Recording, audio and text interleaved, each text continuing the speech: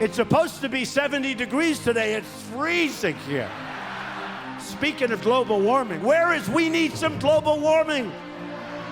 It's freezing. Well, in 2006, an extraordinary documentary called An Inconvenient Truth, which really chronicled former Vice President Al Gore's struggles to bring the issue of global warming and climate change and the crisis that we are in to a bigger audience via the use of a movie. Well, it worked spectacularly well and went on to win an Oscar, and even was very responsible in part, I think, for Al Gore winning the Nobel Peace Prize the same year that the film won the Oscar in 2007. The film grossed over $50 million worldwide and is credited with really bringing the importance and severity of this crisis home to your average Joe out there.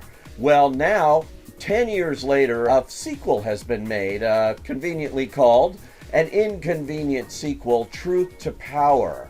The most criticized scene in the movie An Inconvenient Truth was showing that the combination of sea level rise and storm surge would flood the 9/11 memorial site, and people said, what a terrible exaggeration. Hurricane Sandy slammed into New York City last night, flooding the World Trade Center site.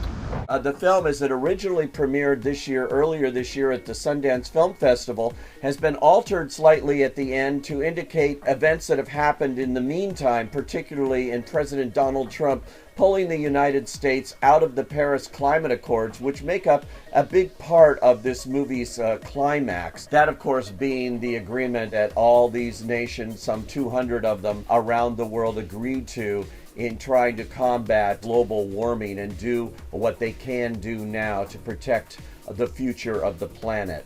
Well, this movie has been directed this time around by John Shank and Bonnie Cohen. Davis Guggenheim did not come back as a director, but serves as an executive producer, and of course Participant Media, which was so integral in getting this made in the first place. From Greenland to India to the Philippines to Paris, all over the United States. In fact, there's a lot of sequences set right in Miami Beach, of course, Florida, the one state that cost Al Gore the 2000 election. Well, here he's going back to that state and really trying to give them warning, standing in the middle of ocean flooding, right in the middle of the street there. Danger signs, as he points out, danger signs all over the place. But what I really liked about this documentary was its sense of optimism. You would think, oh, it's so depressing, particularly now that we're even out of the climate accord and there are so many global warming, climate change deniers around leading our government. This movie is optimistic in showing the progress that's been made around the world and the progress that can still be made. It actually has a very kind of sunny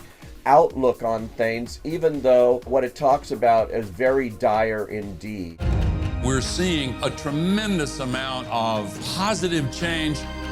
The basis is there, but it's still not enough. Al Gore makes a great host again here. In the first one, he used his slideshow. In this one, we go and visit several conferences where he is actually teaching training courses and building the army, so to speak, of people who will be fighting this in years and decades to come. It is a very, very moving documentary and one definitely worth seeing, particularly if you liked An Inconvenient Truth. It is something that is definitely worth seeing and checking out. I say, go.